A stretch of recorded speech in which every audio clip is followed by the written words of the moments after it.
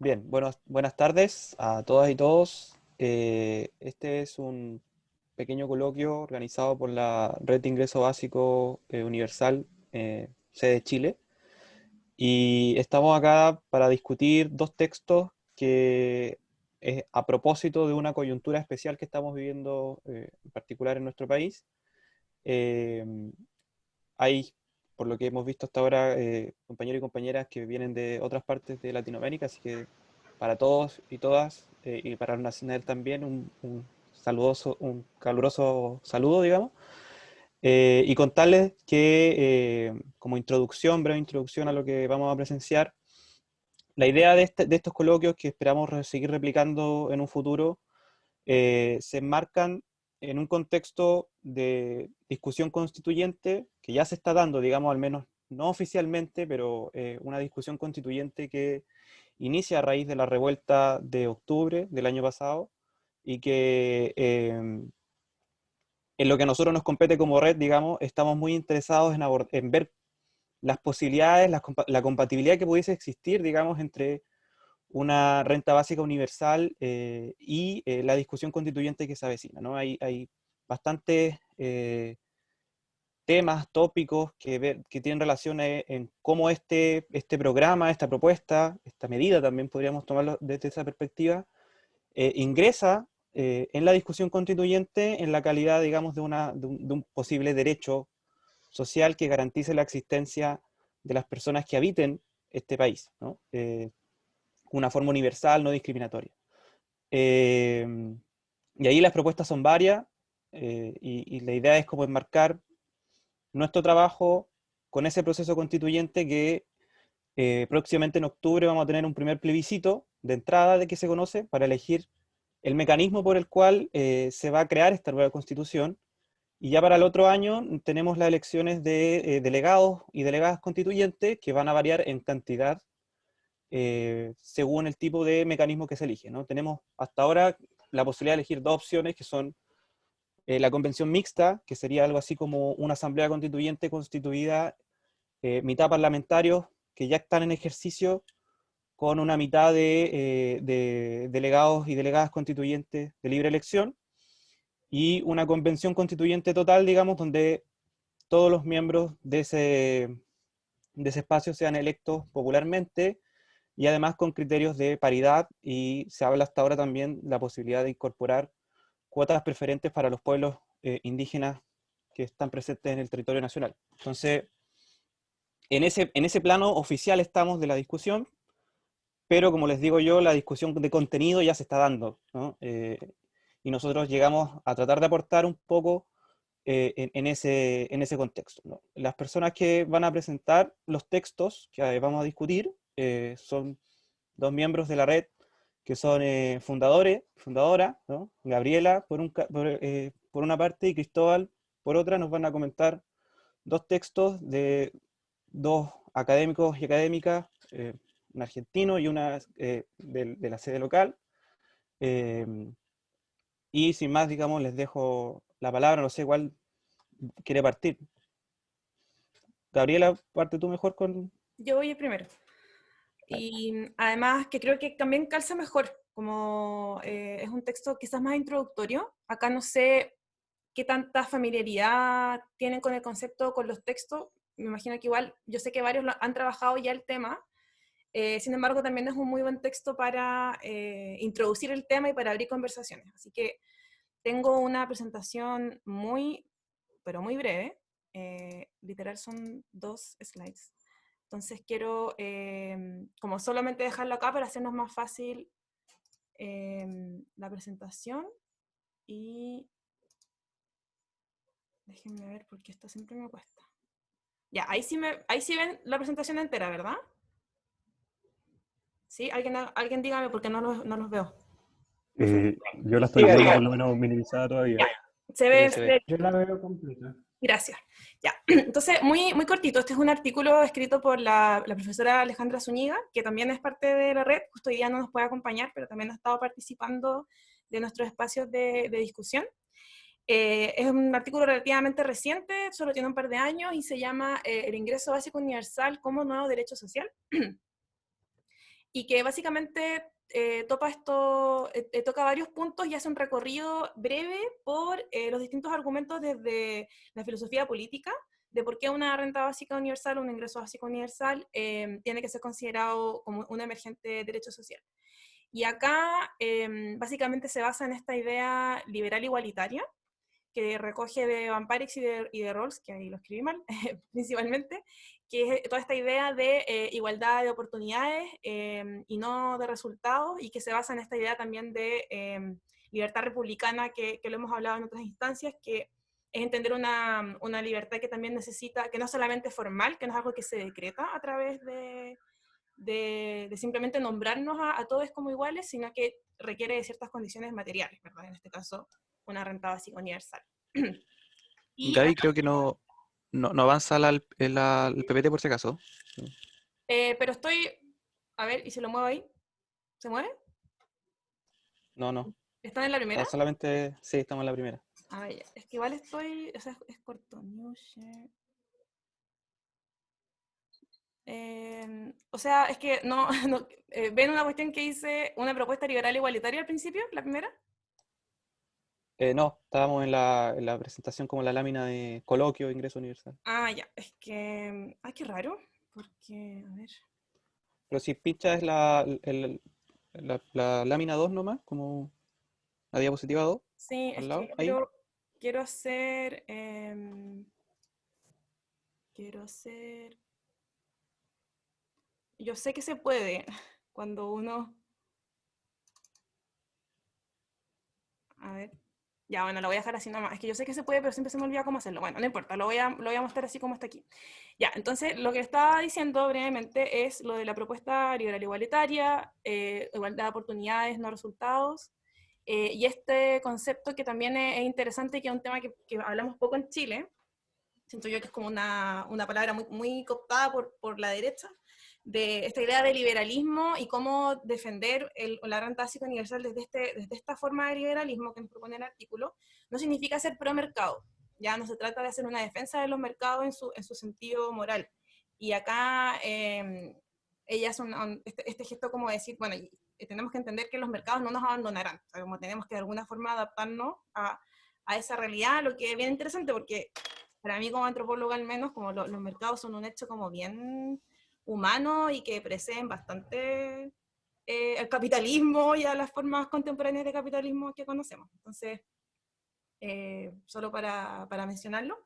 Y que también hace esto que es muy útil, que es mencionar que lo que no es, o sea, por ejemplo, no es un impuesto negativo al ingreso, que es algo que puede causar confusión. Igual acá en la red lo hemos hablado de cómo, por ejemplo, esta idea de ingreso mínimo garantizado, que se legisló hace poco, cuando en algunas discusiones se cruzaba esta idea. Había gente que pensaba que una renta básica universal podría tener que ver con un ingreso mínimo garantizado, que en el fondo es un subsidio a cierto nivel de ingreso, o bueno, lo que ha pasado también en el caso de España, que ha sido bien emblemático con el ingreso mínimo vital. Entonces, también nos menciona las cosas que una renta básica universal no es. Y al final del texto, que es cortito, ella señala 3 razones morales y sociales que demandan el reconocimiento de este derecho, que yo igual quedé como con ganas de leer más, porque sentía que las 3 eran muy importantes y quedan como delineadas solamente. Pero que también son cosas que hemos conversado en la red y que yo creo que hacen sentido en el contexto político actual. Primero, esta idea de la justicia en el sentido de la libertad efectiva, de tener los recursos para poder efectivamente vivir en libertad. En segundo lugar, esta idea de crecimiento versus trabajo, que también es súper interesante, que es una forma de romper este aumento de la distribución desigual de las ganancias del crecimiento económico, que sobre todo desde el año 70 en adelante hemos visto que se ha ido abriendo una brecha, ¿verdad? Que cada vez las ganancias del crecimiento se van hacia el capital y no hacia el trabajo.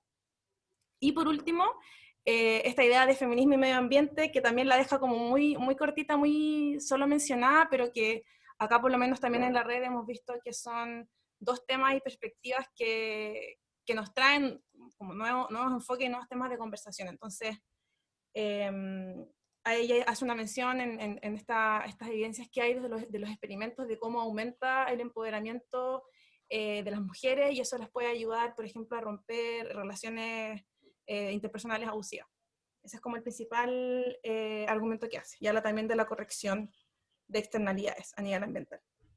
Y bueno, obviamente la conclusión es que la renta básica universal tiene que ser un derecho social que de alguna forma garantice el derecho a la existencia. Y eso era lo que quería traer para quizás sintetizar las cosas si es que alguien no alcanzó a leer. Eso es lo que dice el texto.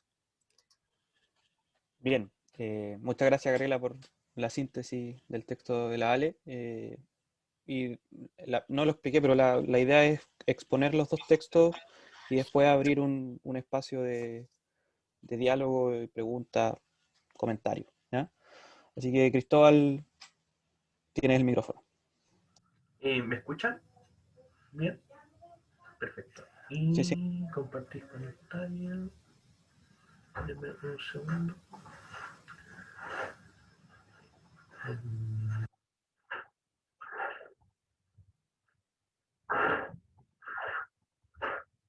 Se ve ahí, perfecto, ¿cierto? Sí, Sí. Ya, es que estoy con computador nuevo, entonces estoy medio complicado con el tema del audio. De hecho, hubo una parte de la presentación de Gaby que no pude escuchar también. Bueno, me corresponde presentar el texto del ingreso ciudadano como política igualitaria de Roberto Varela. Es un texto que es relativamente viejito para, o sea, en esta discusión, pero pienso que es un texto importante, de hecho por eso lo propuse, en la discusión latinoamericana, porque es un texto del año 1995, que está compilado en un volumen colectivo que se titula Contra la Exclusión, que edita el CIEP, el Centro Interdisciplinario para las Políticas Públicas. Y lo que trata de hacer Roberto Gargarela es tratar de presentar el ingreso básico o ingreso ciudadano, como se ocupa en el caso argentino, tratar de presentar como los principales argumentos filosóficos a favor de esta pregunta. Pero antes de eso creo que es importante mencionar algunas cuestiones preliminares que quizás no las hemos conversado tanto en nuestra red y que nos pueden servir también para fundamentar un ingreso básico en la discusión constitucional. Bueno, pero antes de eso, una clave del texto. Bueno, si lo revisaron, o se pudieron haber dado cuenta de que ocupa la expresión ingreso ciudadano y no renta básica o ingreso básico, que son expresiones ahora que tienen un uso más corriente. En Argentina se suele denominar ingreso ciudadano a lo que nosotros llamamos ingreso básico. Así como le decimos nosotros manjar al dulce de leche. O al revés.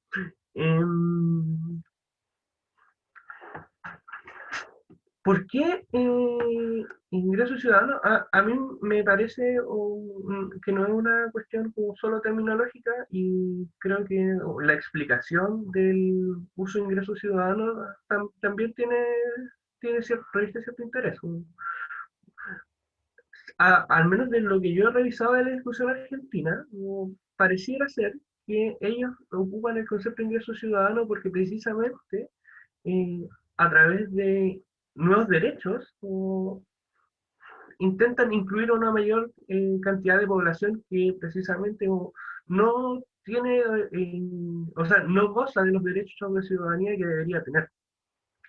Y de hecho por eso en Argentina se propuso el tema de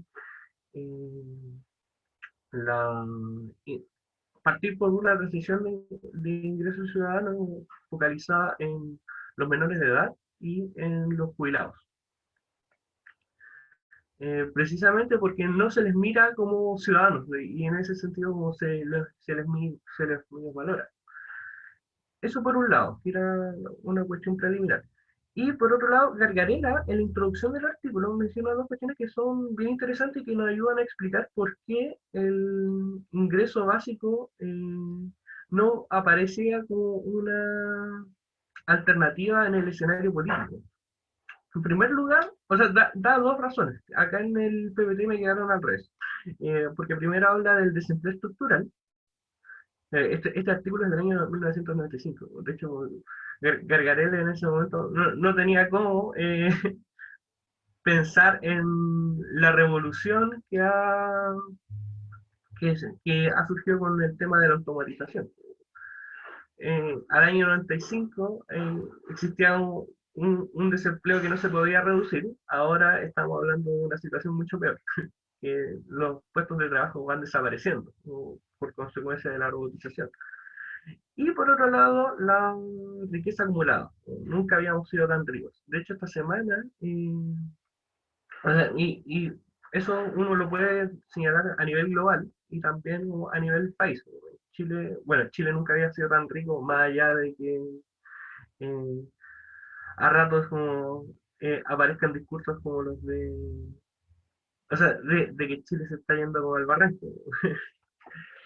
Eh, y a nivel global, uno puede dar cuenta de eso por hechos como, por ejemplo, Jeff Bezos nunca, o sea, es la primera persona que pasa los 200.000 millones de dólares de patrimonio neto. Esos son un 2 y 11 ceros para en patrimonio.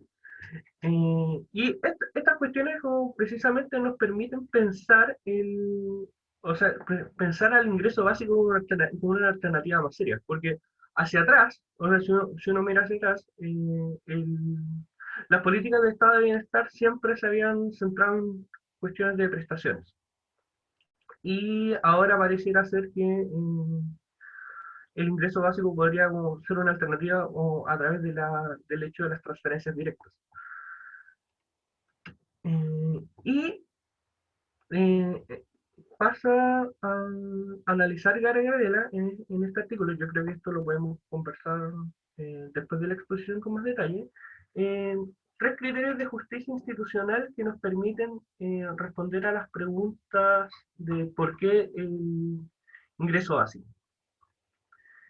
Y Gargarella no ocupa estas palabras, pero creo que así parece, o sea, como lo puse en la diapositiva, parece un poco más claro.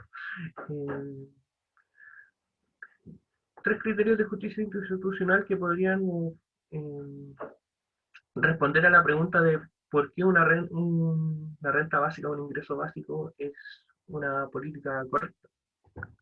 En primer lugar está el tema de las desigualdades arbitrarias.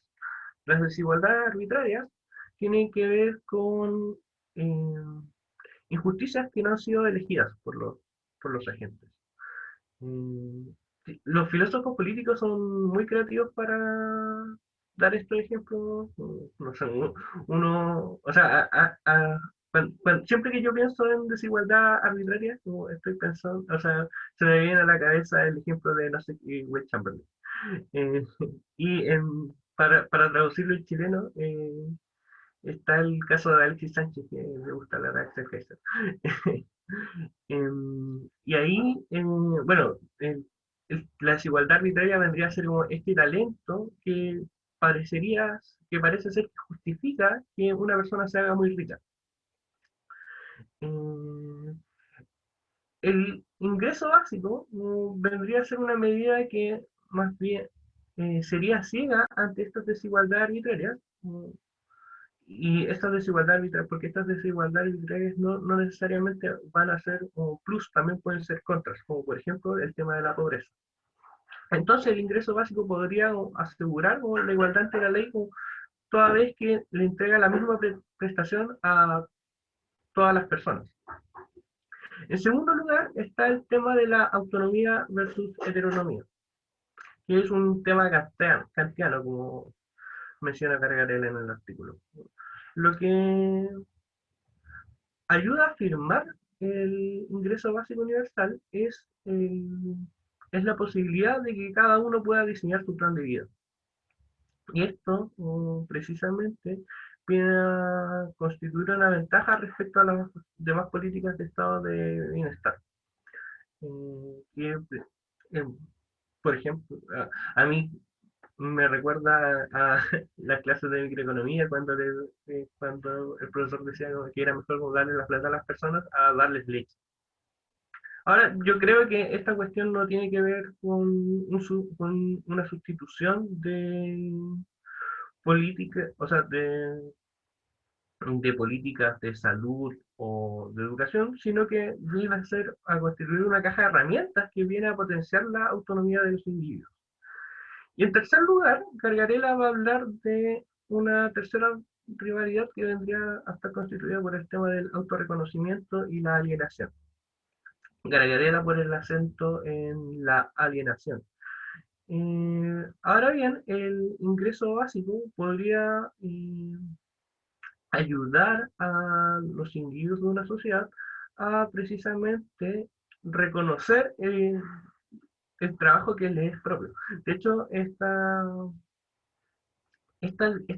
última dimensión yo creo que está íntimamente vinculada con la segunda, porque una cosa es la autonomía que nace de las reglas que se da cada uno, y ahí podría estar el plan de vida, pero por otro lado está la autonomía que nace del ejercicio de el actuar conforme a esas reglas. Y ahí está el tema del autorreconocimiento. Y ello podría tener consecuencias institucionales, como por ejemplo la formación de cooperativas que permitan a los trabajadores pensar más allá del trabajo que está, el trabajo asalariado. Y esta cuestión como no solo se restringe al trabajo asalariado, sino que también nos podría ayudar a pensar el tema del trabajo doméstico y el trabajo voluntario, que tanto insisten autores como Raventós o Casasas. Creo que eso podría ser una buena síntesis de este artículo, que tiene más cosas detalladas, pero prefiero dejarlo así para luego pasar a la discusión. Eso.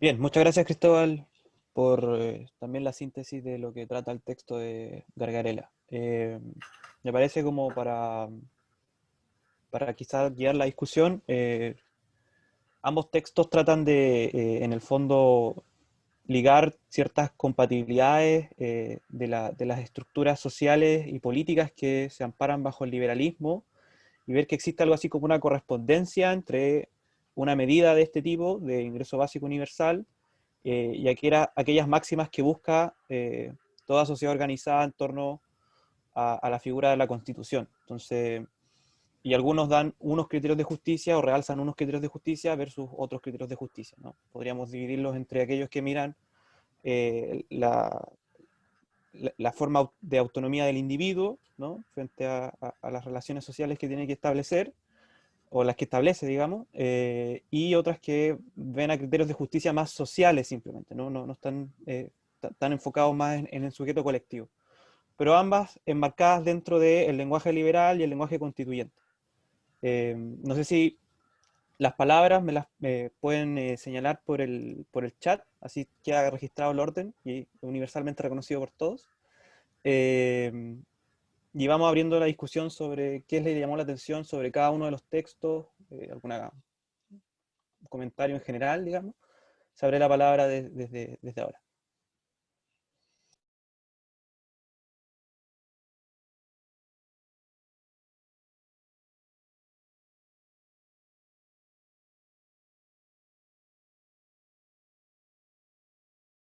Bueno, no sé, ¿puedo? No, ahí hay Cristian.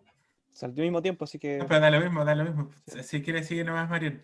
Pero en todo caso, mi comentario es muy pequeño, que es que me gustaría que la Gabriela desarrollara un poco más esta idea que me parece súper interesante y que la comparto también de cómo es la apuesta que hace Alejandra en su texto de poner el mismo, más bien, de relevar el argumento liberal para defender un ingreso básico universal, incondicional, etcétera, me parece súper interesante y eso, quería pedir si podía extender un poquito más esa idea. Eso nomás.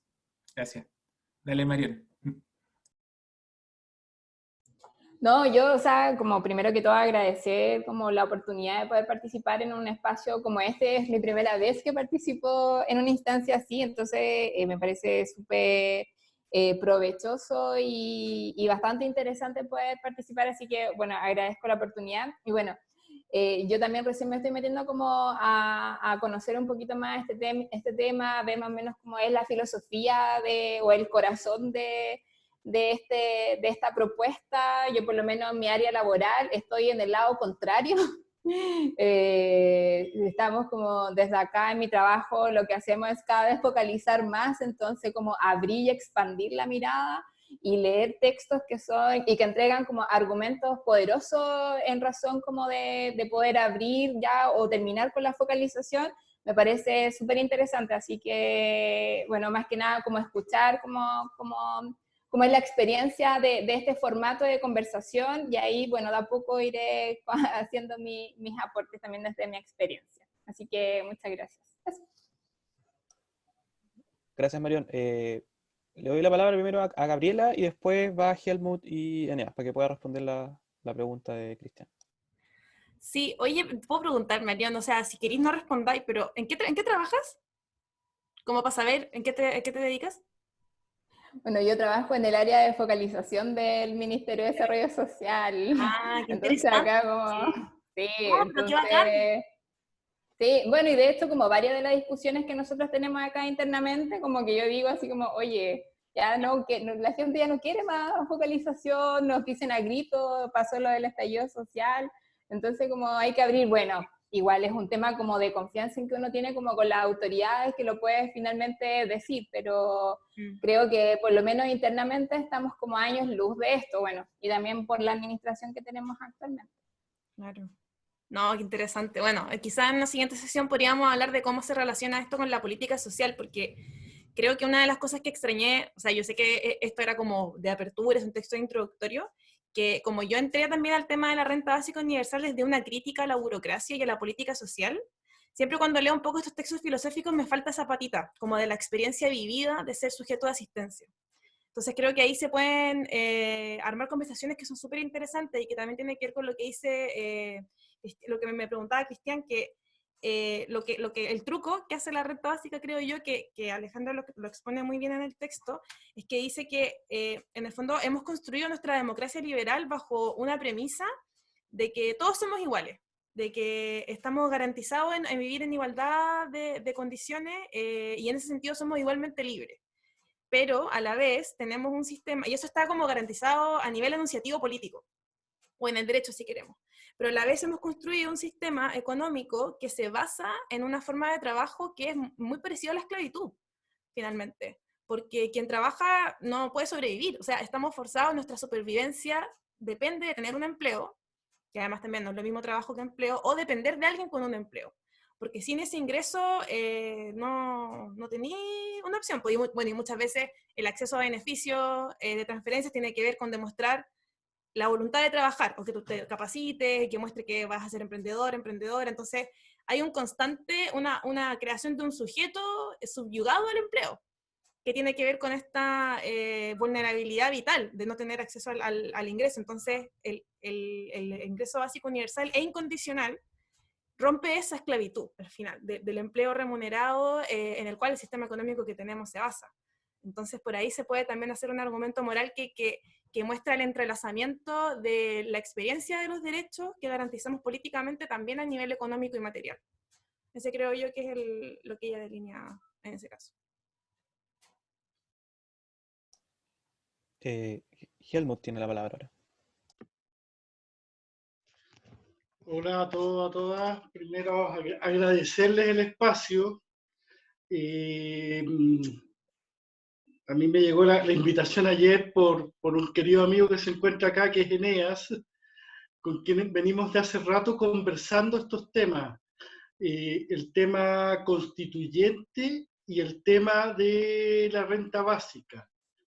Y en mi caso, el tema constituyente, yo soy activista por la Asamblea Constituyente desde hace muchos años, digamos, y me empecé a meter también en el tema de la renta básica porque en el fondo lo que me interesa es, por un lado, esto de la creación en conjunto, entender la democracia como una democracia real, participativa, de creación conjunta, pero con ciertos estándares mínimos de vida. Y me empecé a vincular con gente española, con españoles, por el tema de la renta básica. Empecé a ver algunos videos que llegaban de España y empecé a meterme en esto y me empezaron a saltar una cierta preocupación, y por eso también me interesó meterme ahora, porque tengo bastante claro que Asamblea Constituyente y Convención Constitucional o Convención Constitucional Mixta no es lo mismo. Por formas, por fondos, por desde dónde nace, o sea, no es lo mismo. Entonces, me empezó a preocupar, en verdad, cuánto se podía avanzar bajo una convención constitucional mixta o no, da lo mismo, en llegar a un concepto, más materializar un concepto de renta básica universal real en Chile. Sobre todo tomando en cuenta que ninguna de los dos tipos de convención va a poder tocar el sistema neoliberal al no tocar los tratados de libre comercio. Por lo tanto, vamos a seguir supeditando nuestros derechos a intereses de minoría. Entonces, desde ahí yo quería dejar un poco planteado la pregunta, porque yo entiendo todo lo que han explicado, más o menos uno lo ha ido estudiando, leyendo, pero es el cómo irlo materializando, o si aún estamos en verdad, por lo menos en Chile, en un momento donde el concepto de renta básica universal recién está entrando a ciertas capas sociales que están más metidos, más interesados en este tema, pero aún no se universaliza hasta el punto de ser en verdad una demanda ciudadana, no se entiende aún así, y llega a ser en verdad una demanda ciudadana, cosa que se logre plasmar en forma legal a través de un cambio constitucional, ya sea por asamblea constituyente o por convenciones. Entonces quiero dejar eso planteado, me gustaría saber un poco. Y lo otro, para terminar, me interesa mucho el ámbito que están levantando y cómo participar y apoyar también ahí en el trabajo que están haciendo. Eso, gracias. Gracias, Helmut.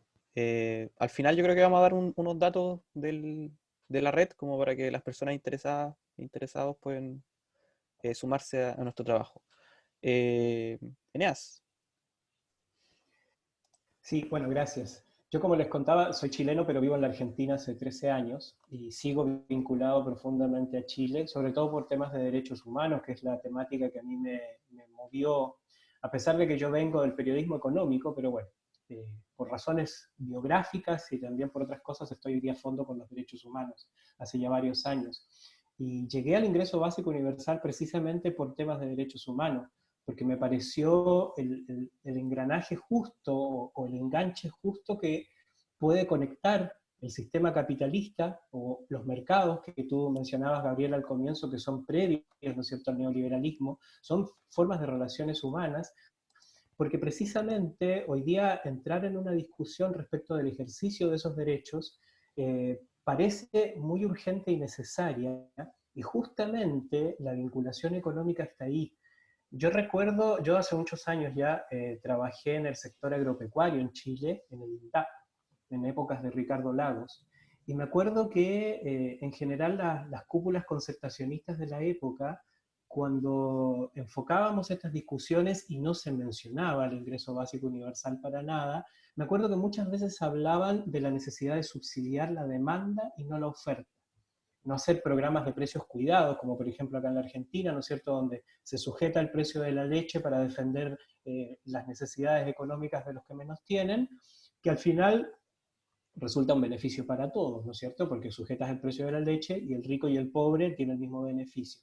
Entonces me acuerdo que en esos años se decía, no, hay que subsidiar la demanda, y hay que avanzar por sobre lo que pasa con los más vulnerables. Siempre con esta mirada, ¿no es cierto?, del enfoque de focalizar las políticas sociales.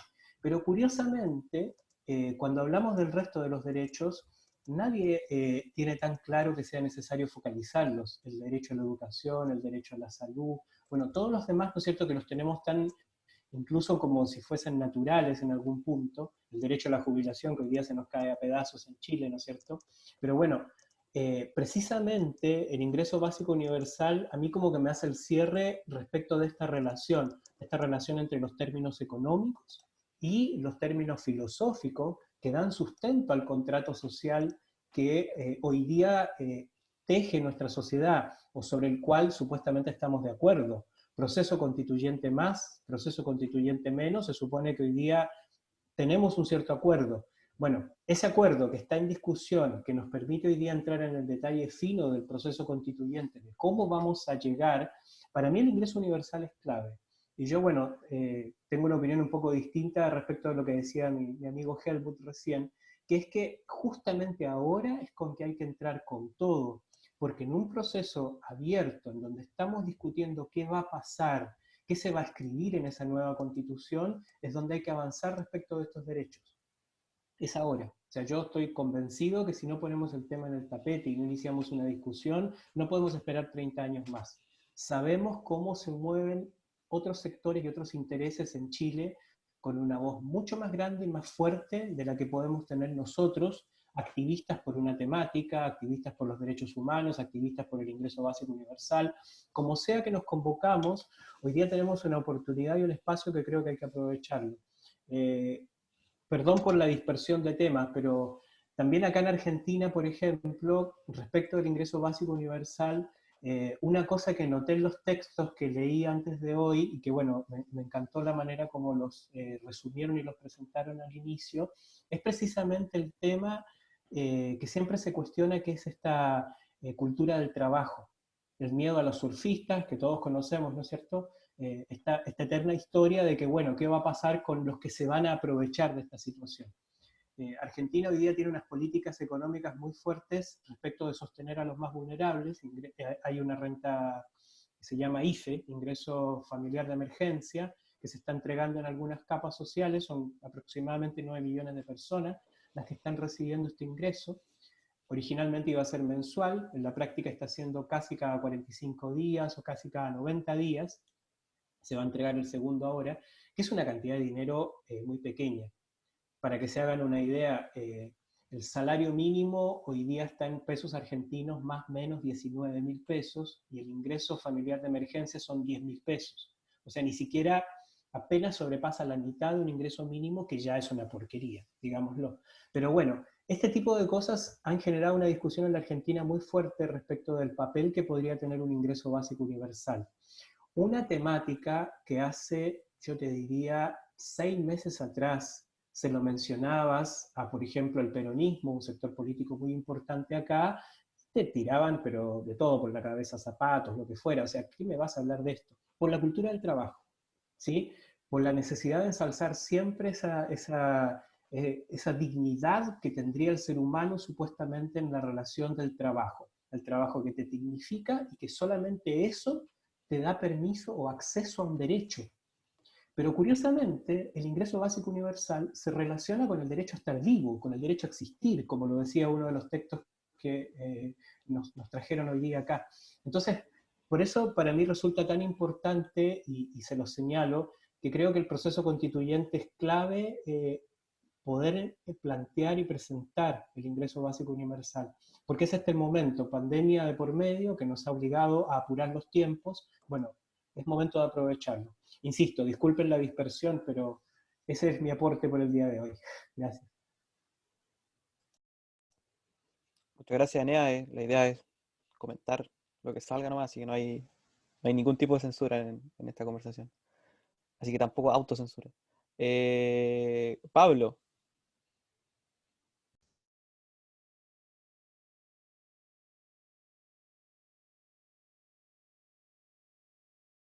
Pablo, ¿estás?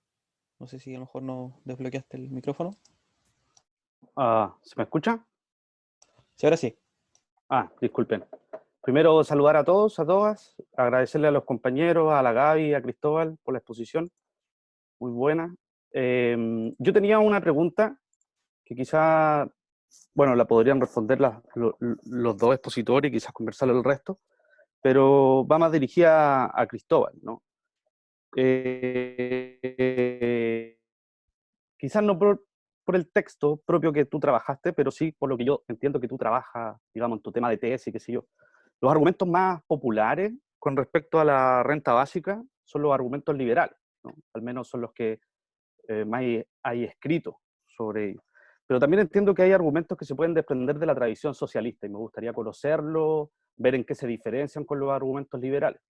A mí me preocupa, por ejemplo, que sectores como acá en Chile, Joaquín Lavín, sea digamos, ahora se haya declarado un partidario de la renta básica universal, y entiendo que estas discusiones sobre el tipo de argumentos que están detrás de la propuesta puede, digamos, hacer diferenciar las aguas dentro del gran océano que son los partidarios de la renta básica universal. Así que por allí va mi consulta.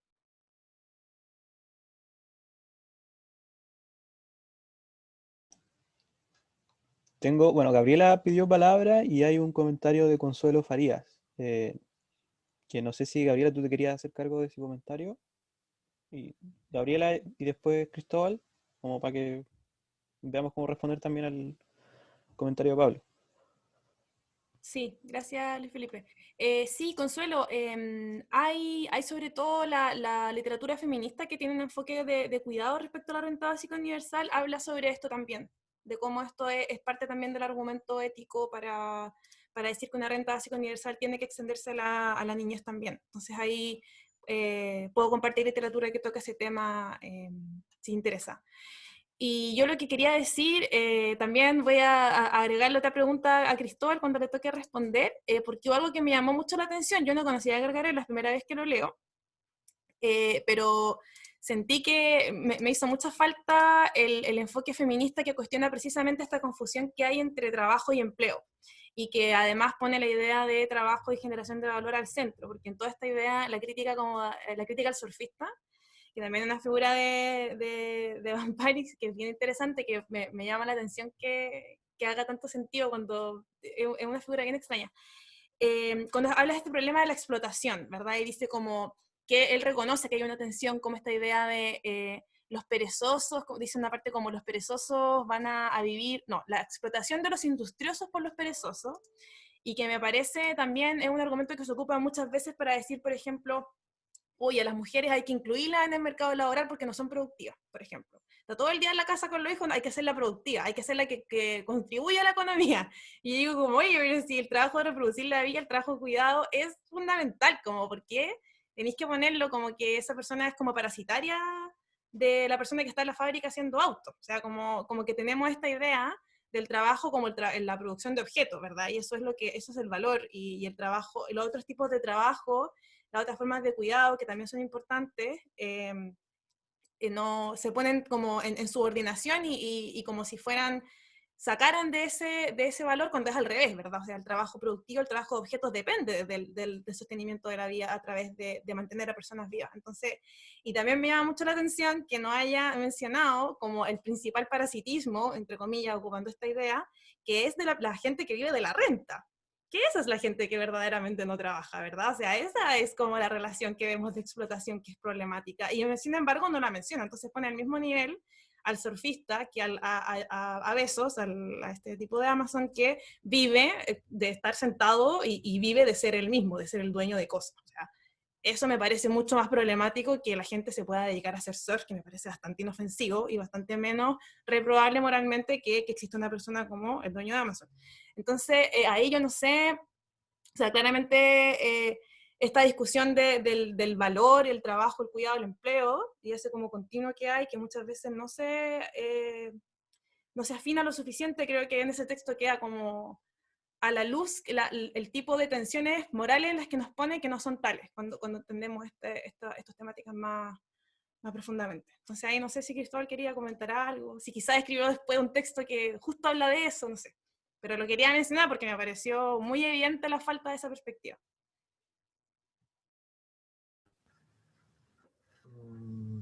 ¿Voy yo? ¿Cierto? Sí. Ya. Creo que tengo muchas cosas para decir. La primera es que voy a partir hablando de la factibilidad, sobre las discusiones que hemos tenido nosotros en la red a propósito de la factibilidad del ingreso básico en Chile. Y después voy a hablar algo sobre el tema del ingreso a la infancia. Y si me extiendo mucho, o sea, si me extiendo mucho en eso, voy a ser un poco ingrato y no voy a responder a las demás preguntas. Pero voy a decir solo cosas a la pasada. Hacía un tiempo nosotros discutimos un texto donde precisamente se hablaba de distintas dimensiones de la factibilidad del ingreso básico. Y tratamos de, o sea, la discusión que se dio fue bastante rica, porque precisamente nosotros vimos cuáles elementos nos sirven para la elaboración de una propuesta de ingreso básico para Chile. Allí el texto de Jürgen de Wisperer y José Antonio Noguera distinguía 4 dimensiones de la factibilidad de una política, ¿no? Y distinguía una dimensión propiamente política, otra institucional, otra psicológica. Entre la factibilidad política decía relación con la formación de una coalición pro ingreso básico. Allí nosotros podríamos pensar que la coalición en el último tiempo a favor de un ingreso básico se ha ido ampliando. Y de hecho, precisamente el que Joaquín Lavín haya aparecido diciendo que apoya un ingreso básico universal, nos podría servir para darnos cuenta de que se vuelve una política relativamente popular y una política relativamente aceptable. Como ya no se trata simplemente de un tema de cigarras contra hormigas, sino que es una necesidad que tiene toda la población. Por otro lado está el tema de la factibilidad institucional. Chile cuenta con varias ventajas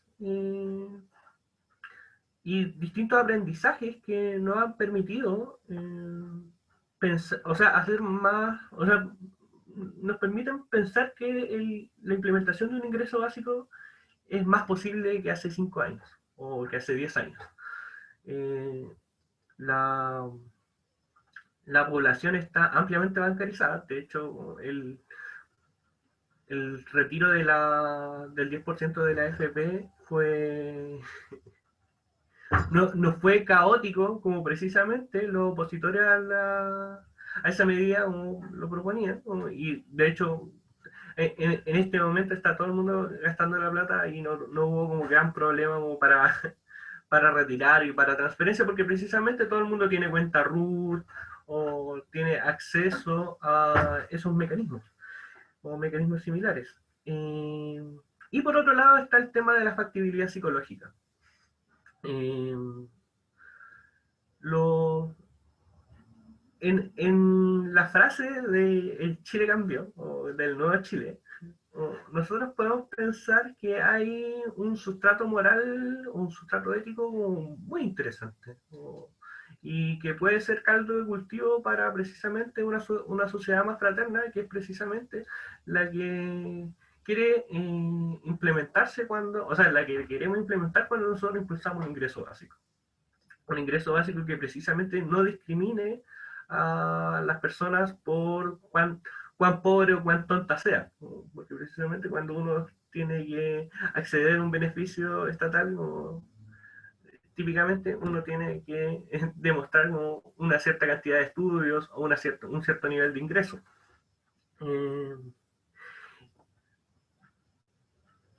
Y ahora paso a hablar de los otros 4 temas que alcancé a tomar nota acá. Primero, como el tema del ingreso a la infancia. En Chile no, al menos yo no tengo noticias de que alguien lo haya trabajado. Sin embargo, creo que vale la pena hacer algunas menciones especiales. Algunos que han trabajado esto en términos comparados han sostenido que el ingreso básico, o sea, un ingreso básico focalizado en los niños, o por ejemplo hasta los 18 años, tendría ciertas virtudes, pero tendría malos rendimientos políticos. Malos rendimientos políticos para quienes lo implementan. Porque si uno gasta esa cantidad de plata en los niños versus gastar esa plata en los viejos que votan, puede tener, o sea, tiene mejores retornos. Entonces, lo que uno requiere un trabajo de mucho más, o sea, requiere mucho más capital político llegar a implementar un ingreso focalizado en la infancia. Pero yo creo que tiene mucho potencial esa propuesta. Y además puede ser un buen mecanismo de transición. De hecho, yo creo que es superior a propuestas como las asignaciones ciudadanas de Bruce Acker, que propone Bruce Ackerman y Anna Alstott.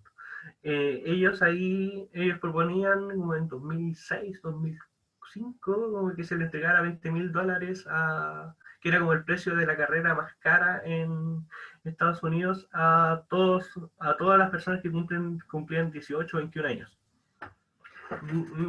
Creo que es mejor dar un ingreso regular a los menores de edad que dar un saco de plata a las personas que empiezan a ser ciudadanos. Por otro lado, también quizás otra propuesta que está como en la misma línea, pero tampoco una renta básica, es como el baby bond, que es como esta plata que se le depositaría en una cuenta de la que no pueden disponer los niños cuando nacen. Y se trató de implementar en Argentina y en el Reino Unido. Ahora bien, un ingreso básico a la infancia es menos costoso, porque precisamente los intereses de ese que produce el baby bond los tiene que finalmente costear el Estado. En cambio, la transferencia directa genera beneficios más inmediatos respecto de los niños. Ahora puedo pasar a hablar, me queda... respecto de trabajo, empleo y explotación que mencionaba Gaby, creo que voy a remitirme a una mera nota biográfica de Gargarella. Porque, bueno, Gargarella cuando publica esto, que es del año 95, también estaba trabajando en la traducción de filosofía política contemporánea de Will Kimlicka. Y entonces conocía como la discusión feminista, quizás no aplicada al ingreso básico, pero por lo menos como ya había trabajado temas similares. Y, bueno, si uno conoce más un poco la obra de Gargarella, igual es una preocupación, pero yo creo que por una cuestión de espacio no lo incorpora en este artículo sobre ingreso básico. Y sobre el socialismo. Yo creo que las principales, o sea, el principal argumento de la tradición socialista para apoyar el ingreso básico universal tiene que ver con la idea de libertad republicana, que parte importante de los defensores establecen entre la tradición republicana y la tradición socialista. Pareciera ser que la tradición socialista comparte este interés por la libertad.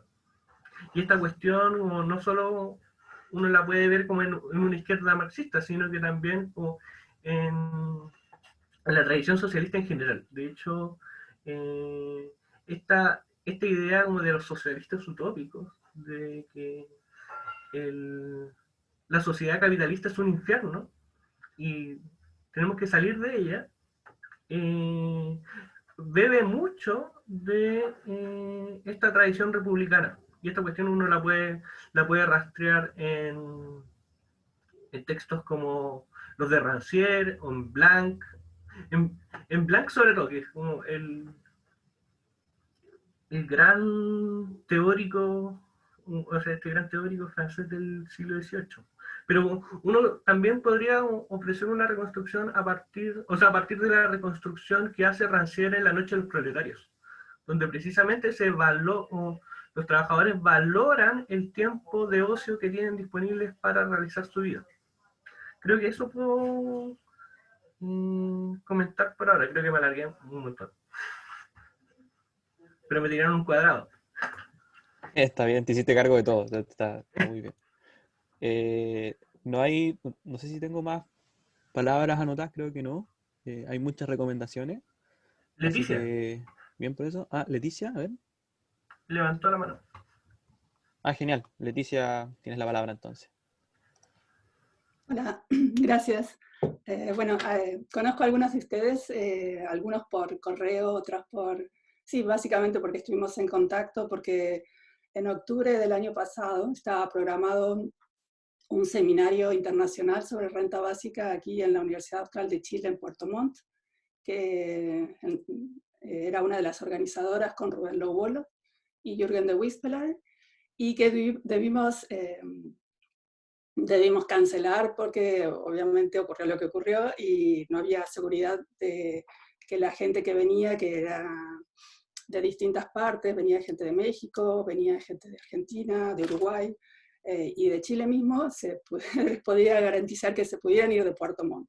Y esto, por supuesto, no es una buena cuestión dejar a la gente anclada acá en Puerto Montt. Les puedo contar que especialmente en estos momentos está la situación bastante difícil, ya que estamos ahora, además de lo que ha venido ocurriendo, en cuarentena estricta hace un mes.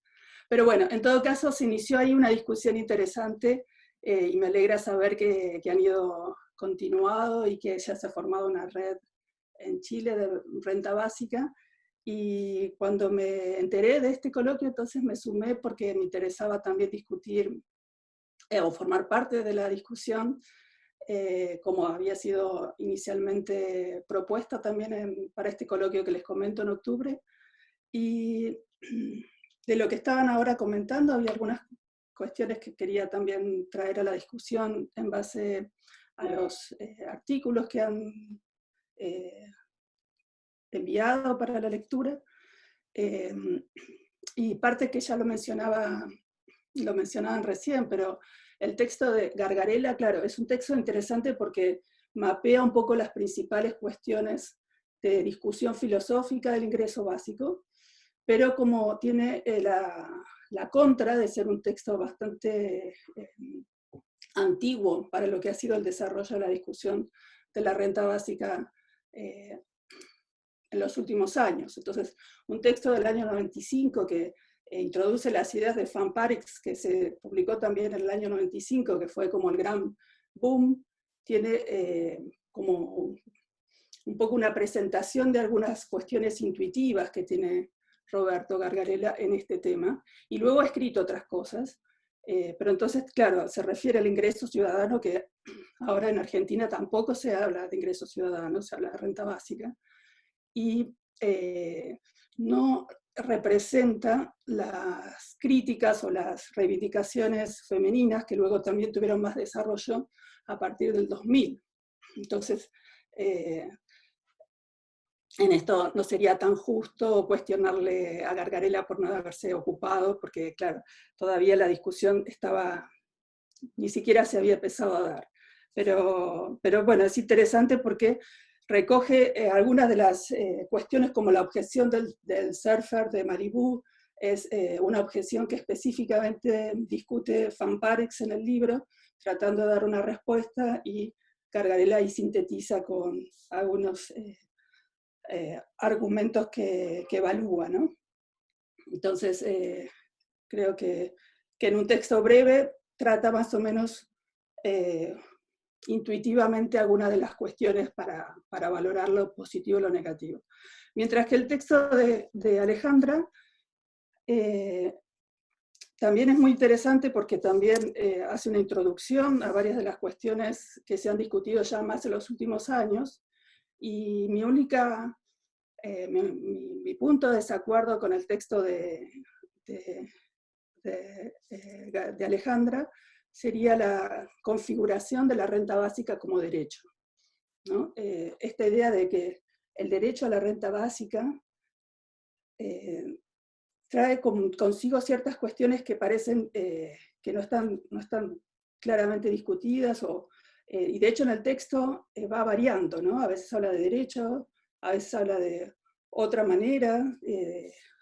Entonces, ahí habría que darle una discusión un poco más extensa si es que cuáles serían las ventajas de considerar la renta básica como un derecho, o deberíamos concebirla como una política, una herramienta que tiene como finalidad dar cuenta de algunos valores que sí serían los derechos que estarían subyacentes, ¿no? Como en algún momento se mencionó, pero en varias constituciones y también en varios trabajos filosóficos se habla del derecho social al ingreso mínimo o al ingreso mínimo adecuado, y esto como valor y no solamente como una política, ¿no? Entonces habría que distinguir si estamos hablando de una política que diera cuenta o que tuviera como finalidad alcanzar este valor subyacente más básico, o ponemos entonces, como pareciera en el texto de Alejandra Zúñiga, referirse al ingreso básico como un derecho humano esencial. Y entonces ahí tendríamos que también pensar cuáles son las ventajas y las desventajas de pensarlo desde ese punto de vista. Sobre eso yo tengo escrito un artículo, pero está en inglés, con Jürgen de Wispelare, sobre si debería conceptualizarse el ingreso básico como un derecho, y sobre todo nos enfocamos en pensarlo como un derecho, o sea, cuáles serían las perspectivas para pensarlo como un derecho jurídico, que es un poco la discusión que se está dando ahora sobre la inclusión del derecho a la renta básica en la Constitución. Creo que es una discusión interesante, y lo único que la renta básica puede estar en la Constitución como derecho, o puede estar como una política pública garantizada en la Constitución. Entonces, claro, ahí hay distintas formas de concebir el derecho la renta básica como derecho, como política pública. Bueno, y no me quisiera extender, creo que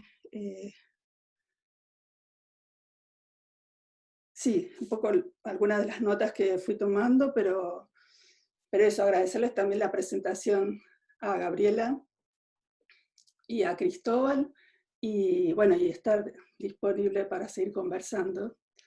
Aquí veo que Gabriela dice discutir ese texto en un próximo encuentro.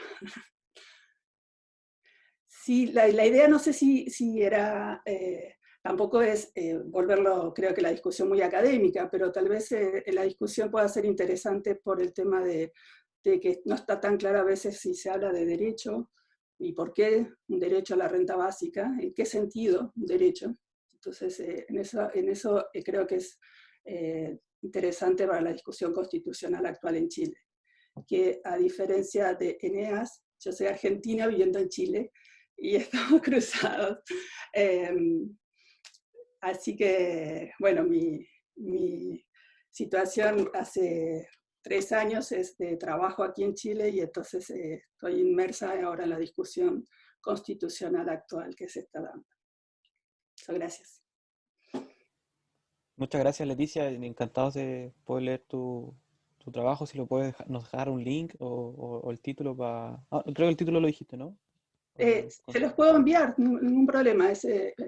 Como les decía, es en inglés. Is there or should be a basic income right? Pero se los envío por aquí si quieren, o por correo. Sí, sería genial para poder calendarizar la discusión ya de ese próximo texto en estas dinámicas que estamos tratando de hacer.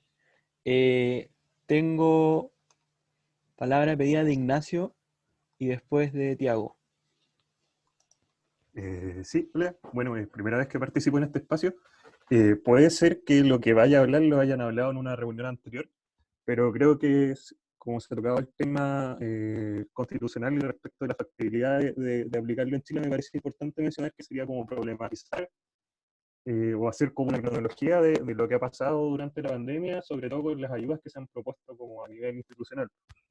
Entonces, recuerdo, puedo pecar de imprecisa acá, pero se habló de una renta básica de emergencia, sobre todo como desde sectores del Frente Amplio, en abril, cuando llegábamos solamente un mes de pandemia, que cubriera por lo menos un 80% de la población. Básicamente no alcanzó un nivel mediático importante. Después se empezó a hablar del IFE, que sería como esta propuesta del gobierno que buscaba favorecer más o menos a un 32% de la población chilena, porque entre el 40% más vulnerable iba a favorecer un 80%. Y pucha, ahí uno se acuerda, por ejemplo, declaraciones de María José Hoffman, que dijo que no podía ser más de 65.000 pesos, que la gente se iba a acostumbrar a vivir del Estado. Después, esto era un primer mes, 65.000, bajaba a 55.000, después a 45.000, o sea, de verdad, montos miserables. Me parece que después con la discusión se termina llegando a 110.000. Después vemos lo de las cajas de mercadería. Primero que todo, eso va directamente a alimentos. Sabemos que hay gente que por distintas circunstancias en términos de alimentos puede estar bien, pero sus necesidades pueden ser otras, ¿ya? Primero que todo, estas cajas se compran en un contexto bastante extraño, donde se termina pagando 30.000 pesos por una caja de mercadería que al final valía 19.000 si es que uno lo iba a comprar a un supermercado personalmente, o sea, de forma minorista. Y recuerdo haber visto en las noticias hace unos 2 meses que había gente en ciertas poblaciones de Santiago que estaba vendiendo lo que les daban en las cajas porque sus necesidades eran otras. O sea, como ya mencioné, por ejemplo, podían necesitar medicamentos para sus familiares y terminaban vendiendo, no sé, pues el arroz, los tallarines que venían en la caja. Después viene el bono de la clase media, que primero pone un mínimo de 500.000 pesos en un momento. Era súper chistoso porque, o sea, en verdad no es chistoso, es trágico, pero estaba este tope de 32% más vulnerable y este bono de clase media partía desde el percentil 53%. O sea, había ese bloque que estaba entre el 32 y el 53% no estaba recibiendo nada. Y me acuerdo que en un momento la Macarena Pizarro en la tele entrevista a Blumel y le dice esto y Blumel queda plop. Entonces, ahí uno empieza a cachar como por qué es importante hablar de renta básica. Me parece que desde ahí se tiene como un piso cronológico en virtud de sucesos que han ocurrido acá en Chile, súper importante como para empezar a defender esta iniciativa. Quizás sería como muy optimista decir que lo dejaron en bandeja, pero es brígido verlo, pues, sobre todo considerando que en abril hubieron propuestas de renta básica de emergencia y nada, pues no pasó nada. Y finalmente se termina aprobando el 10% de la AFP, que en términos como de cambio de la AFP, como con esa perspectiva política súper importante, pero si lo vemos como desde el punto de vista de lo que se dio a derecho, sigue siendo una política que es súper poco óptima, así como viéndolo desde el punto de vista de ayudar a las familias. Pues obviamente está el tema de las pensiones y en ese sentido yo personalmente estaba súper feliz cuando se aprobó la ley, sobre todo considerando que donde no habían habido ayudas previas suficientes, también al final iba a terminar siendo una ayuda para la gente. Entonces, la pregunta es, por estos procesos de focalización que son costosos, toman tiempo, ¿cuánta gente queda afuera del IFE? Por ejemplo, incluso en ese 32% por temas burocráticos también va a haber mucha gente que quedó afuera. El de las cajas, recuerdo que salió una estadística y al final, en mi caso donde soy de Concepción, lo siento más, cuando uno ve las noticias está claro cuáles son los alcaldes que tienen presión mediática. De comunas santiaguinas, probablemente más ligados al mundo de la derecha. Entonces, recuerdo que había una estadística donde en la Florida, donde está el alcalde de Rodolfo Carter, que está todo el día en los matinales, o sea, todos los días en los matinales, más o menos, o sea, por decir algo arbitrario, 1 de cada 5 casas estaba recibiendo la caja. Y hacían como la comparación con comunas, no sé, pues rurales, por ejemplo, de la 8ª región, de la 10ª región, de otros lugares, y la cobertura no llegaba a 1 de 50. siendo que la situación de vulnerabilidad en general era la misma. Y también recuerdo el caso del bono clase media de Andrés Baile, una persona que era panelista en algunos programas de televisión acá en Chile, que subió una foto donde después de un tiempo bajaron como el tope mínimo a 400.000 y él mostraba como su promedio de sueldo en los últimos 12 meses, que me parece que era lo que contaba, y era 398.000. O sea que afuera, y además era demasiado pudiente para recibir el IFE. Entonces, yo creo que todas estas cosas pueden como servir al momento del debate constitucional y sobre todo de hablar de lo malo que fue la focalización. Y me parece que en el contexto de pandemia fue demasiado explícito, trágicamente explícito. Bueno, eso. Y igual creo que el tema que acaba de tocar Cristóbal, creo que fue, sí, sobre el capital básico, como lo he leído en algunas partes, me parece que él le dio otro nombre. Igual me parece que puede ser un elemento interesante en términos impositivos. Si me preguntáis a mí, no veo por qué deben ser excluyentes un ingreso básico y un capital básico. Y uno de los elementos súper bacanes en términos del capital básico es que si uno ve como la distribución de capital en función de los segmentos etarios, en las personas jóvenes, o sea, de 20 a 30 años, incluso más hasta 40 en general, no tienen un capital, porque casi nadie tiene un capital y si lo tienen es por herencia. Pues. Entonces, en términos de desconcentración del capital en función etaria, me parece que podría ser una medida súper buena, pues, sobre todo en las propuestas que dicen como, no sé, pues el otro día escuchaba al Nicolás Grau en base a unos trabajos de Tomás Piketty, que decía que si se aplicara la propuesta que tenía Piketty para Francia en Chile, a todas las personas que cumplen 25 años acá en Chile se le podrían pagar 40 millones de pesos una vez que cumplen esa edad. Y eso, no sé, pues podría servir para emprendimientos, muchas cosas, a pesar de que está el riesgo de que se gaste mal. Pero como digo, no veo por qué tienen que ser excluyentes como un ingreso básico y un capital básico en términos que el margen impositivo, sobre todo que tenemos acá en Chile, que lo que se recolecta por impuestos es demasiado bajo, se podrían hacer las dos cosas a la vez. Eso. Gracias, Ignacio. Tiago. Vale, buenas tardes. ¿Me escuchan? Vale, primero, gracias a la red chilena por permitirme participar aquí. Me interesa muchísimo ese tema de ingreso ciudadano, renta básica y constitución. Bueno, voy a ser breve. Yo creo que principalmente el texto de Gargarella nos deja algunos puntos que tenemos que pensar y principalmente se plantea el tema del ingreso ciudadano en el proceso constituyente, porque él lo deja muy claro que la renta básica, el ingreso ciudadano tiene sus ventajas, pero no es una panacea, es decir, no va a resolver todo. Entonces, igual que puso Leticia, que bueno, ya os digo que su texto está muy bien, que tienes que saber muy claramente cómo se va a poner el tema de la renta básica en la Constitución, si se va a poner. El primer tema, si se va a poner, cómo se va a poner. Y no solo por decir acerca de la renta básica por sí misma, pero en todos aquellos puntos de la estructura del Estado que ella impacta.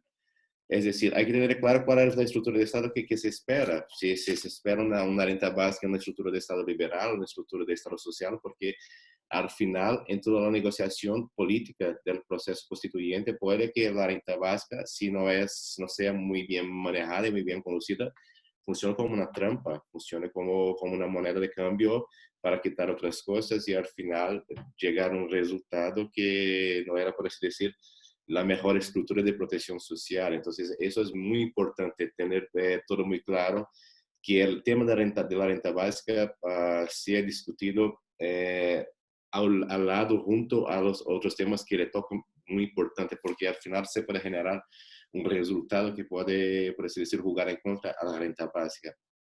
Y acerca de los puntos que fueron hablados aquí, del derecho al parasitismo, y acerca de, bueno, y el punto que pone Gargarella en su texto de un techo de rentas, ¿no? Para se llegar a una estructura más igualitaria.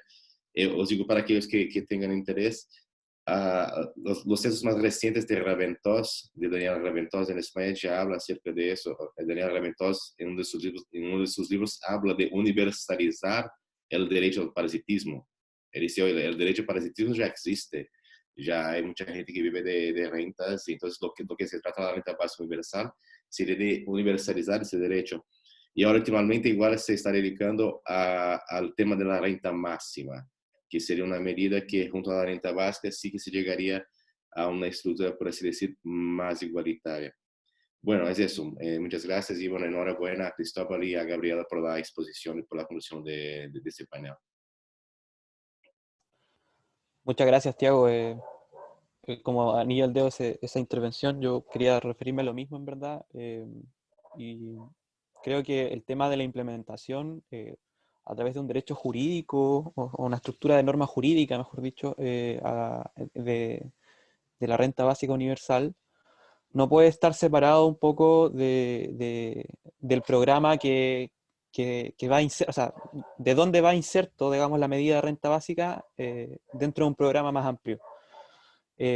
¿Por qué? Porque otra cosa que diferencia aguas entre aquellos que están en el mar de las personas a favor de la renta básica universal, no solamente tiene que ver con los principios y valores de justicia que se buscan implementar con la medida, sino que, y donde se ven formas más gráficas, es con el tipo de financiamiento que se quiere llevar a cabo, digamos, para la medida, ¿no?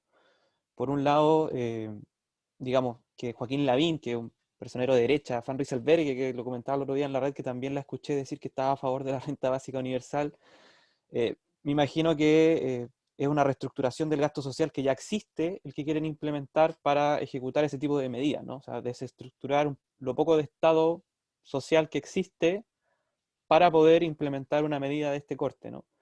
Y que está entonces ligado en el mismo paraguas de la reducción del gasto social, que en el caso chileno y en el caso, me parece que de todos los países latinoamericanos que vamos a sobrevivir a la crisis de la pandemia, se nos va a venir el famoso ajuste, ¿no?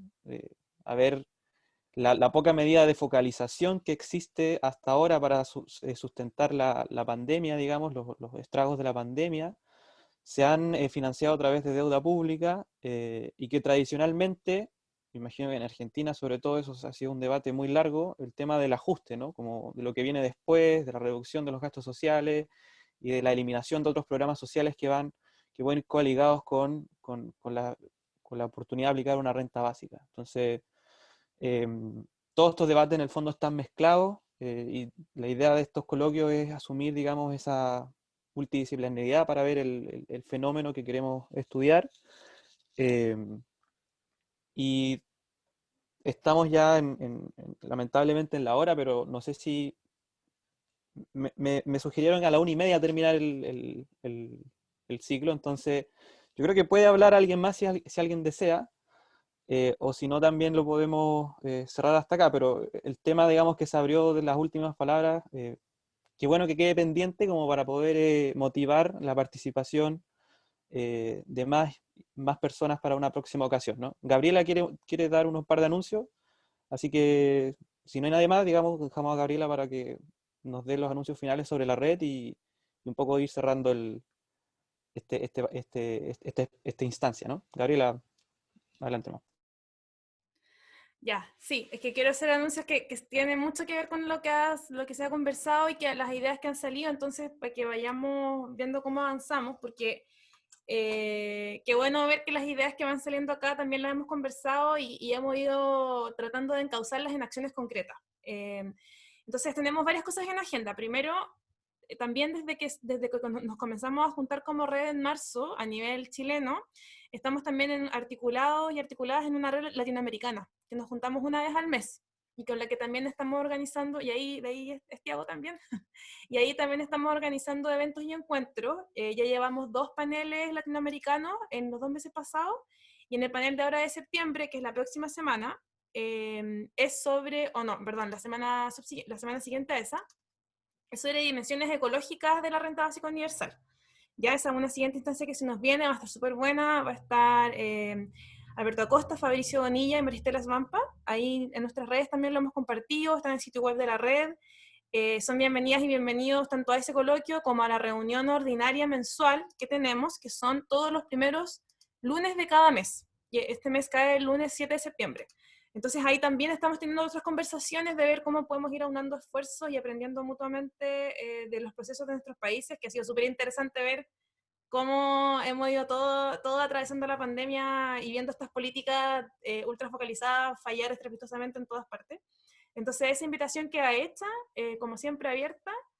Eso es una cosa. Segundo, vamos a tener una siguiente reunión de la red, la tenemos ya agendada para el 11 de septiembre, que nos vamos a constituir. Hemos estado trabajando en unos estatutos, estamos dando un poco más de tiempo para que se pueda revisar.